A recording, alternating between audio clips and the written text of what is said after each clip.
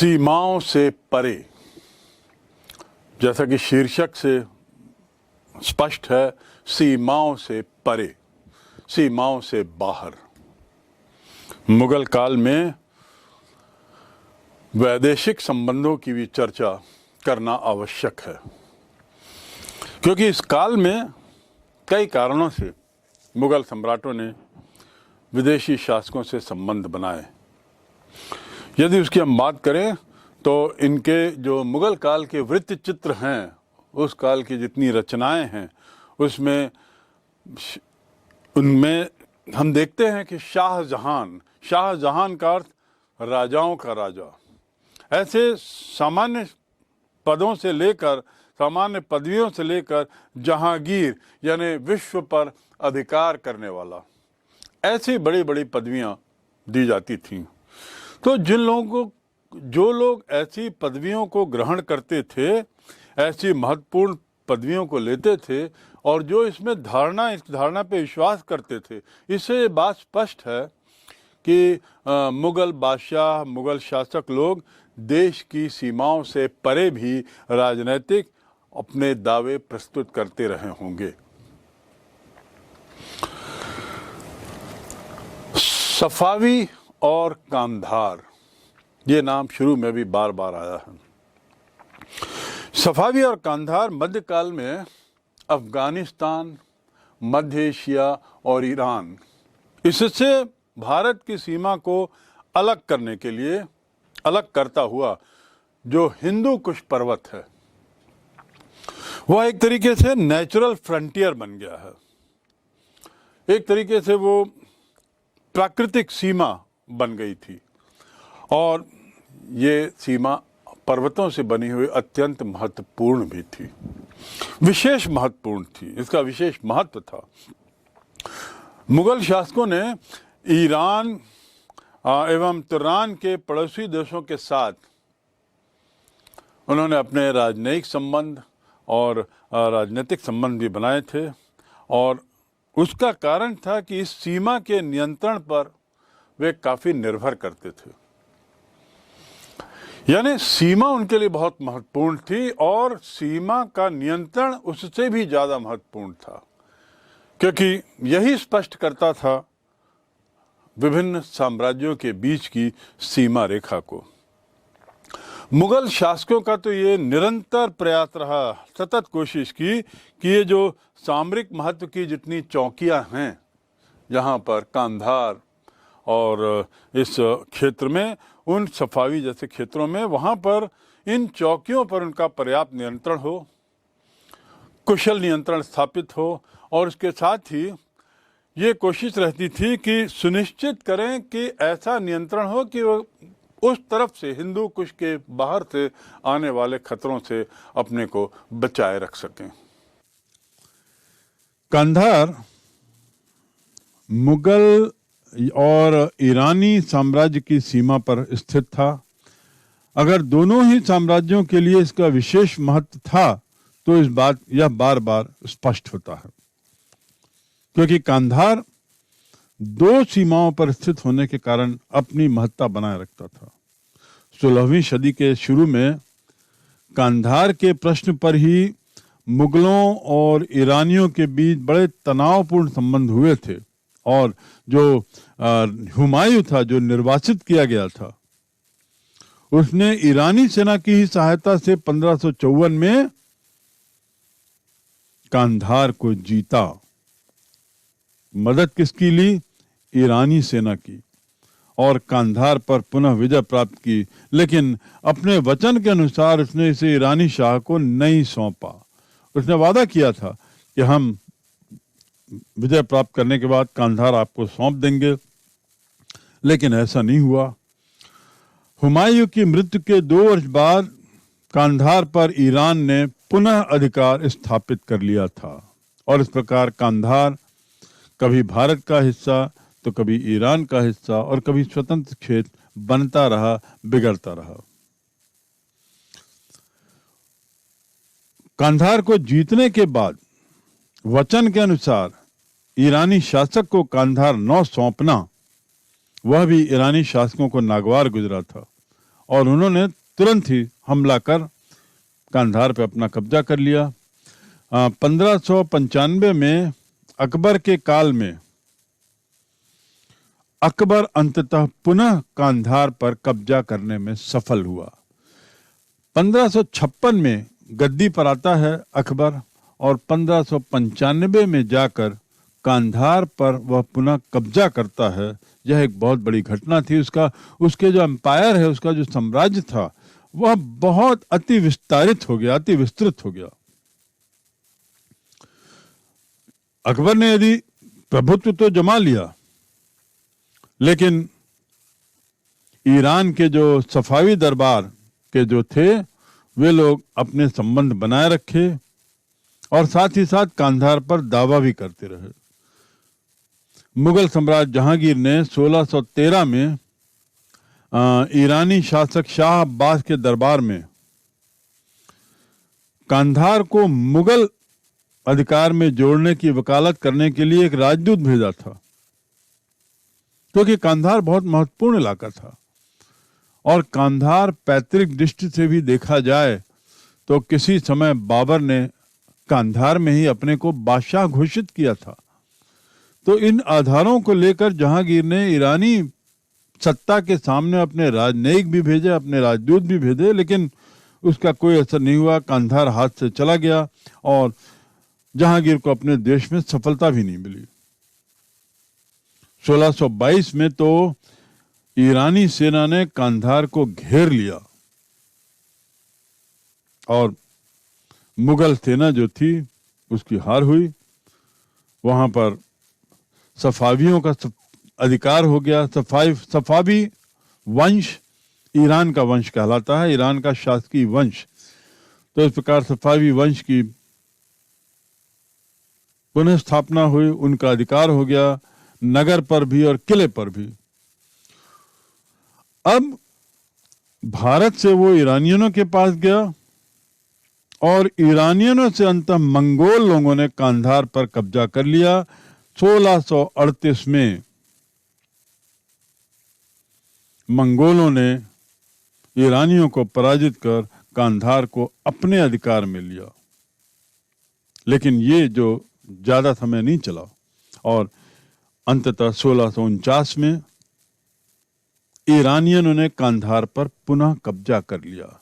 यानी कांधार को लेकर काफी ऊहापोह भारतीय सम्राट, ईरानियन सम्राट, मंगोल सत्ता, इनके बीच में होती रही। और उसका कारण क्या था? कांधार की लोकेशन, कांधार की वह स्थिति जहां वह 2-3 साम्राज्यों के बीच में मिला हुआ था, उसकी सीमाएं मिली हुई थी।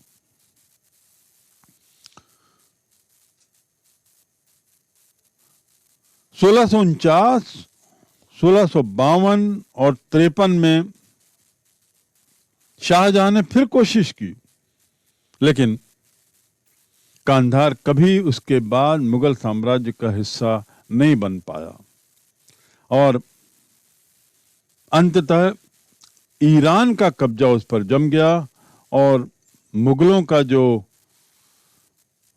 सीमांत प्रदेश में, इस क्षेत्र में जो सुरक्षा के लिए जो उन्होंने इसको एक कवच के रूप में उपयोग किया था, वो बड़ा कमजोर हो गया। तो इस तरह हम देखते हैं कि जो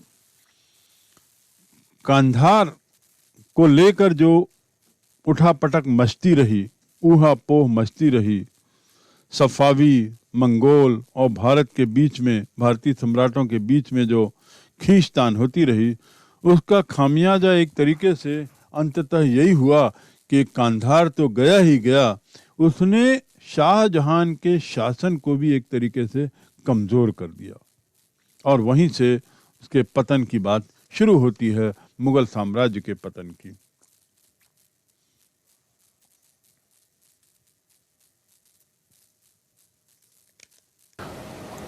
ऑटोमन साम्राज्य एक इतना विस्तृत साम्राज्य था जो पश्चिम की ओर, भारत के पश्चिम की ओर फैला हुआ आगे की तरफ, कि इनके साथ मुगलों ने अच्छे संबंध बनाए रखने की भरसक कोशिश की और इसके पीछे कुछ उद्देश्य था, इसके पीछे कुछ मकसद था। ये ऑटोमन का जो पूरा क्षेत्र है, उस साम्राज्य का जो पूरा क्षेत्र है, इस क्षेत्रों की महत्ता इस बात पे थी कि यहाँ पे बहुत सारे व्यापारिक केंद्र थे और बहुत सारे तीर्थ स्थल भी थे। तो यदि मुगल सम्राटों को ये सुनिश्चित करना था कि भारतीयों के लिए वे तीर्थ स्थल खुले रहें, भारतीयों के लिए व्यापार मार्ग खुला रहे, तो आवश्यक था कि वे ऑटोमन सम्राटों के साथ उनके संबंध मधुर हों। जहाँ तक मक्का मदीना की बात है, विशेष रूप से यह स्थल इस्लाम धर्म में बहुत अहमियत रखता है और इसलिए मक्का मदीना तीर्थ स्थल के जाने के रास्ते की उपलब्धता ने यह आवश्यक कर दिया मुगल सम्राटों के लिए कि वे उस मार्गों पर जिनका नियंत्रण है उनके साथ दोस्ताना व्यवहार रखें, उनके साथ अच्छे संबंध बनाए रखें। मूल रूप से जो मुगल सम्राट थे, मुगल शासन था, वो धर्म और वाणिज्य के विषयों को मिलाकर देखते थे लोग, यानी मक्का मदीना इस्लाम ये निश्चित रूप से उनके मन में रहता था, लेकिन साथ ही व्यापार, वाणिज्य, लाभ, मुनाफा ये भी उनके लिए बहुत महत्वपूर्ण था और धर्म और वाणिज्य को मिलाकर वे अपनी नीतियों में बदलाव लाते थे, अपनी नीतियां निर्धारित करते थे। जो लाल सागर आप देख रहे हैं, लाल सागर के पास अदन और उसके साथ ही मोवा, अदन और मोखा क्षेत्र में जो बंदरगाह थे, इन बंदरगाहों से बहुत सारा सामान भारत से निर्यात होता था। भारत से निर्यात होने वाले सामान यहीं उतारे जाते थे और मुगल सम्राटों की एक तरह से एक नीति हो गई थी कि वहाँ सामान को निर्यात करने पर जो बिक्री करने पर जो आय होती थी, उस आय का काफ़ी हिस्सा वे वहाँ के फ़कीरों को और वहाँ के धार्मिक स्थलों को एक तरीके से दान में दे देते थे। इसीलिए जो मैंने कहा कि धर्म और वाणिज्य को वो साथ साथ देख के चलते थे, तो मुनाफा आदि को वहीं दान के रूप में बहुत से सम्राटों द्वारा दिया जाता था, अकबर, जहांगीर, शाहजहां। हाँ, लेकिन जहाँ तक औरंगजेब की बात है, उसका मंतव्य थोड़ा अलग था। औरंगजेब कतई पसंद नहीं करता था कि भारत से निर्यात की गई चीज़ों से होने वाली जो बिक्री है या उससे जो आय है, वहाँ जो आय होती है, उस आय को हम वहीं के वहीं दान के रूप में दे दें, इस नाम से कि मक्का मदीना और फ़कीरों को वहाँ दान दे दिया जाए। और इसको नापसंद करते हुए औरंगजेब ने कहा, उसका अपना विचार था कि ये तो ऐसे ही है, ईश्वर का घर यदि मक्का मदीना है तो ईश्वर का घर तो यहाँ भी है, तो इसलिए ये जो दान आदि जो हो रहा है वो हम भारत में ही दें, भारत के ही लोगों को दे दें। मुगल दरबार में जेसूट धर्म प्रचारक, जेसूट यूरोप के पादरी लोग, यूरोप के धर्म प्रचारकों को ईसाई धर्म के प्रचारकों को कहा जाता है। यूरोप के विवरणों में सबसे ज़्यादा प्राचीन, यदि हम यूरोपीय विवरणों की भारत के ग्रंथों में, भारत के पुस्तकों में बात करें, तो सबसे पुराना विवरण जो मिलता है वह इन्हीं धर्म प्रचारकों, इन्हीं जेसूट धर्म प्रचारकों का यहाँ आने का वृत्तांत, जिसका विवरण हम पाते हैं। यूरोप ने इन जेसूट धर्म प्रचारकों, यात्रियों और राजनयिकों और साथ ही व्यापारियों के माध्यम से भारत के बारे में बहुत कुछ जाना, भारत संबंधी जानकारी प्राप्त की और तदनुसार उन्होंने अपना दिशा निर्धारित किया।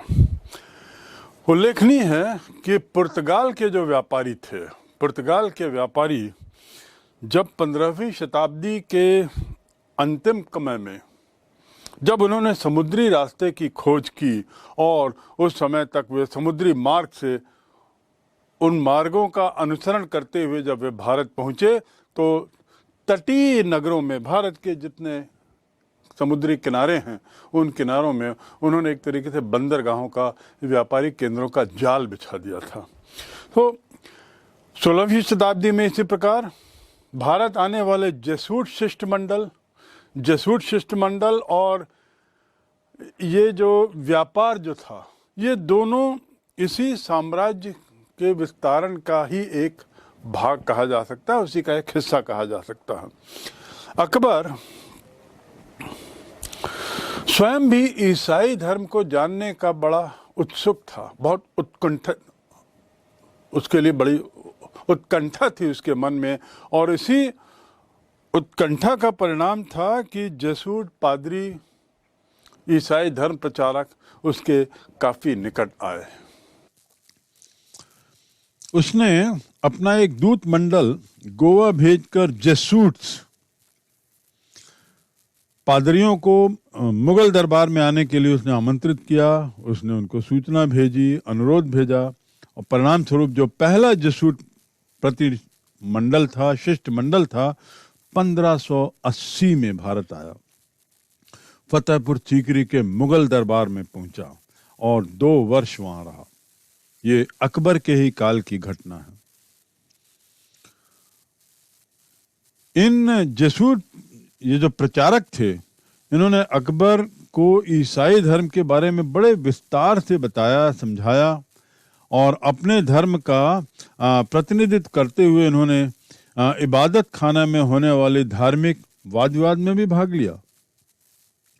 अकबर समय समय पर इस तरह के धार्मिक संगोष्ठियां, धार्मिक गोष्ठियां आयोजित करता रहता था। इन जेसूट्स ने उसमें भाग भी लिया। 1591 और 95 में 2 और शिष्टमंडल लाहौर के मुगल दरबार में भेजे गए थे। ये भी जेसूट शिष्टमंडल ही थे। इन जेसूट विवरणों का आधार मूल रूप से व्यक्तिगत प्रेक्षण है, व्यक्तिगत सूचनाएं हैं। उनमें हमें बादशाह के चरित्र और उनकी व्यक्तिगत विचारधारा के बारे में जानकारी मिलती है। और ये जेसूट लोगों का अकबर पर बहुत प्रभाव था। जो सार्वजनिक सभाएं होती थी, ये जेसूट लोग अकबर के बहुत पास, अकबर के सिंहासन के बहुत पास बैठा करते थे। इनका स्थान अकबर के सिंहासन के बड़ा नजदीक होता था। और जो शिकारी अभियान होते थे, जो विभिन्न क्षेत्रों में दौरे होते थे, शासकीय दौरे और अभियानों और निकाय के क्षणों में भी ये जेसूट लोग प्रायः उनके साथ रहते थे और बच्चों को, उनके बच्चों को शिक्षा देते थे। तो इस प्रकार जेसूट्स का अकबर काल में, मुगल काल में हम अच्छा खासा प्रभाव देखते हैं।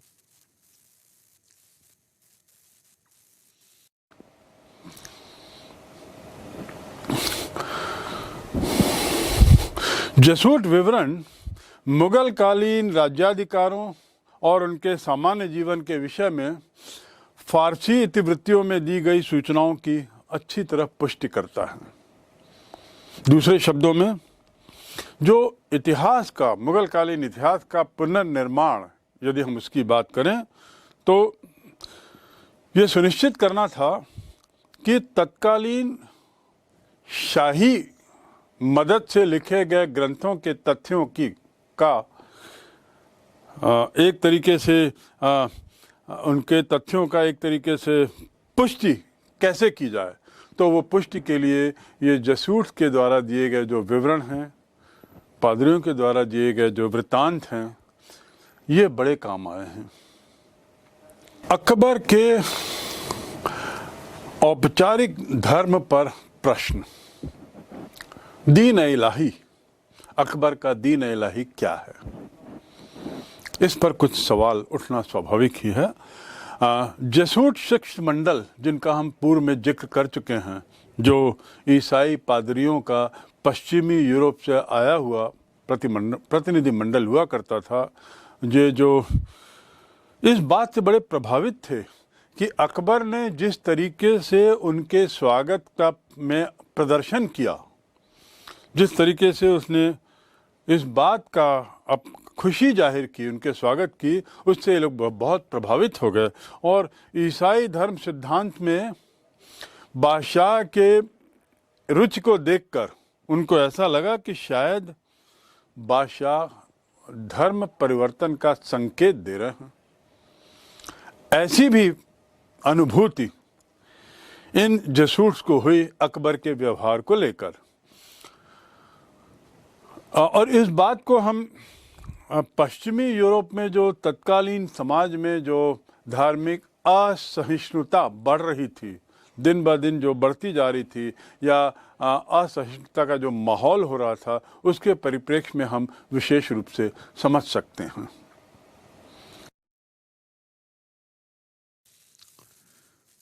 मॉन्सेरेट ने टिप्पणी की है कि राजा इस बात की बहुत कम परवाह करता था कि सभी को उसके धर्म के अनुपालन की अनुमति देकर उसने वास्तव में सबका तिरस्कार ही किया।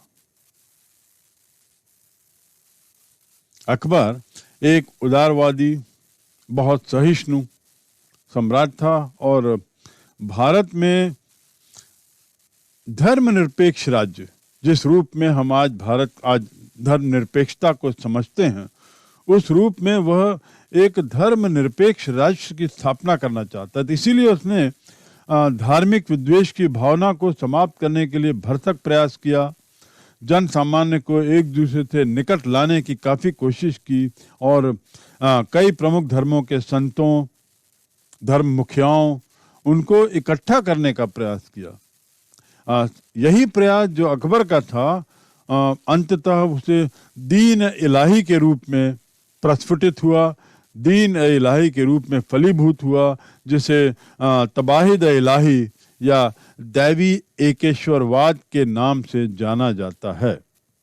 दैवी एकेश्वरवाद 1875 में अकबर ने अपनी राजधानी सीकरी में एक इबादत खाने का निर्माण कराया। ये जो इबादत खाना था, एक तरीके से प्रार्थना गृह या बोलिए पूजा गृह हुआ करता था।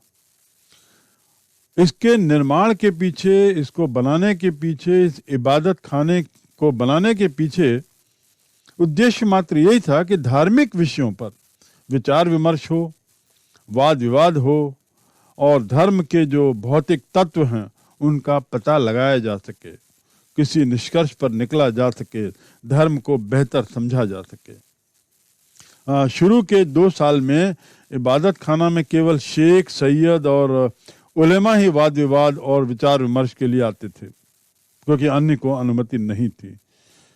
यानी 1875 में निर्माण हुआ तो प्रारंभिक 2 वर्ष 1877-78 तक केवल शेख, सैयद और उलेमा, बस इन्हीं इस्लाम धर्म से जुड़े लोगों का ही यह प्लेटफॉर्म हुआ करता था। परंतु बाद में 1578 में सम्राट ने बड़ी उदारता दिखाते हुए वास्तव में धर्मनिरपेक्षता का उदाहरण देते हुए उसने इस इबादत खाने के द्वार हिंदू, जैन, पारसी और जेसूट इन सब के लिए खोल दिया।